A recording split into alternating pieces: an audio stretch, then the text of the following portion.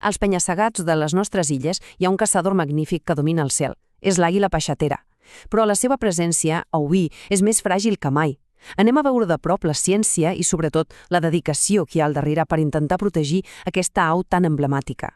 Aquesta imatge ho diu tot, oi? Això és conservació en estat pur, en acció. No és una feina de despatx, no. És treball de camp, a primera línia, on cada ocell, cada exemplar, compta. Estem parlant del projecte de marcatge de l'any 2025, un esforç que és absolutament clau per entendre els misteris de la seva supervivència. I aquí rau la qüestió, la pregunta clau que ho mou tot, perquè al final no es tracta només de comptar quants ocells hi ha, no, va molt més enllà. Es tracta d'entendre els seus viatges, els reptes que afronten i, sobretot, quines possibilitats tenen de sobreviure. Doncs, per entendre per què aquest projecte és tan important, primer hem de posar-nos en situació. Hem de parlar de com de precària és realment la seva existència. 25. Aquest número, sincerament, és un cop de realitat. L'any 2019, a totes les Illes Balears, només es van poder comptar 25 parelles reproductores. Repeteixo, 25. Això sí que posa en perspectiva què vol dir de veritat la paraula vulnerable. I si mirem els papers oficials, la cosa és seriosa. Està catalogada com a vulnerable a nivell estatal i autonòmic. Però compte, perquè els llibres vermells, que són els que analitzen el risc real, van un pas més enllà. La consideren en perill. I, atenció, en perill crític a les Balears. I cada un d'aquests graons ens acosta una mica més a la seva desaparició d'aquí. Hi ha un concepte clau per entendre per què aquesta població és tan especial, el seu comportament filopàtric. Què vol dir això? Doncs bàsicament que les àguiles peixateres d'aquí els agrada quedar-se a casa.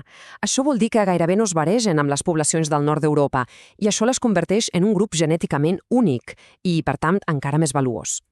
Llavors, davant d'aquesta situació tan delicada, què fem? La resposta és la ciència. I aquí entra en joc la missió de marcatge del 2025, una col·laboració entre la Societat Ornitològica de Menorca i el govern, que és l'eina per aconseguir les dades que necessiten desesperadament per poder protegir-les. El procés és, metòdic i molt exigent. Primer, trobar els nius actius, que solen estar en llocs gairebé inaccessibles. Després, literalment, s'hi ha d'arribar escalant. Un cop allà dalt, amb els polls, els col·loquen les anelles per identificar-los, els ajusten uns transmissors minúsculs i els prenen una petita mostra de sang per saber si són mascles o femeles. I aquí tenim la tecnologia que ho fa possible. A una pota, l'anella de metall, l'oficial, i una de PVC de colors, que és com el seu DNI a distància. I a l'esquena, aquesta petita meravella, un transmissor per satèl·lit que pesa només 25 grams. És com una motxilla tecnològica que ens anirà explicant la seva història allà on vagi. Cada pas es fa una cura exquisida. Aquesta extracció de sang, per exemple, és un moment superdelicat, però la informació que dona és vital. Per què? Perquè saber si un ocell és mascle o femella ens ajuda a entendre si es comporten diferent, si viatgen a llocs diferents. Són pistes fonamentals. Molt bé, i ara anem al cor de la qüestió, a la part més emocionant, on els números i les dades es transformen en històries de vida real. Seguirem el viatge de 4 polls que van ser marcats, i ja us avanço que cadascun va seguir un camí i va tenir un destí completament diferent. La primera protagonista és l'únic Zoom, una femella nascuda al Niue, i la seva història és una autèntica proesa de resistència. Fixeu-vos en aquest mapa, és que és espectacular. L'Una X no va anar pel camí fàcil. Primer va decidir fer una volta per les Balears, de Menorca a Mallorca i d'allà a Cabrera. I un cop a Cabrera va fer el salt, un vol directe de més de 460 quilòmetres sobre el mar sense parar, fins a arribar a la costa de Girona, una autèntica odissea. Ara, però, canviem de registre. La següent història és la d'Únic Su, que era germana de l'Únic Su. Però el seu viatge, per desgràcia, va tenir un final molt diferent. A diferència de la seva germana, l'Únix 2 va prendre una decisió radical, la ruta més directa, sí, però també la més perillosa, un vol sense escales directe cap al sud, creuar tot el Mediterrani fins a la costa d'Algèria, un vol de resistència pura, però cap a un lloc completament desconegut per ella. I aquí és on la tecnologia es converteix en una mena d'eina forense. Aquestes línies de colors ens diuen si l'ocell es mou. Fixeu-vos on hi ve. Després de dies d'activitat normal, de sobte, el 5 d'agost, tot es para. Les línies es queden planes. És el silenci digital que confirma el pitjor. L'ocell havia mort. Però, per sort, no totes les històries s'acaben així de malament.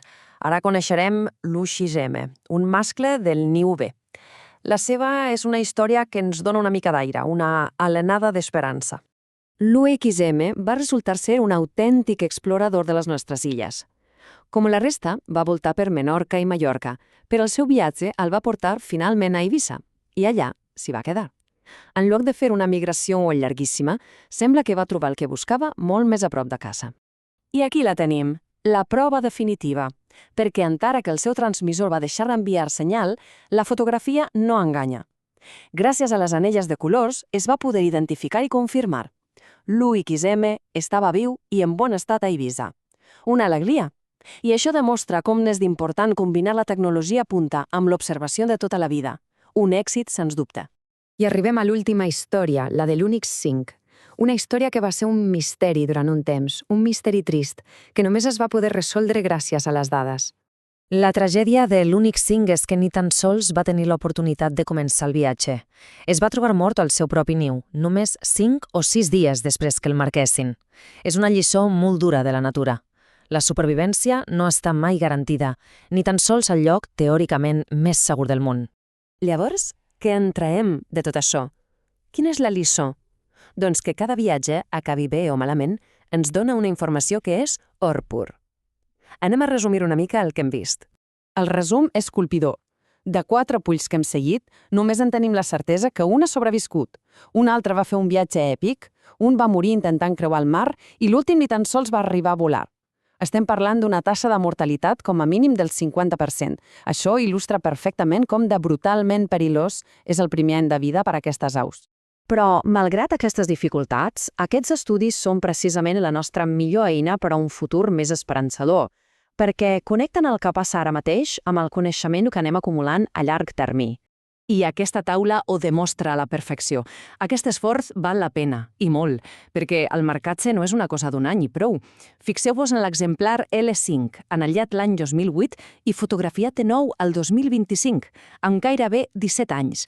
Aquestes dades a llarg termini són or pur, ens permeten entendre quan podem viure i si tornen sempre al mateix lloc. És informació impagable.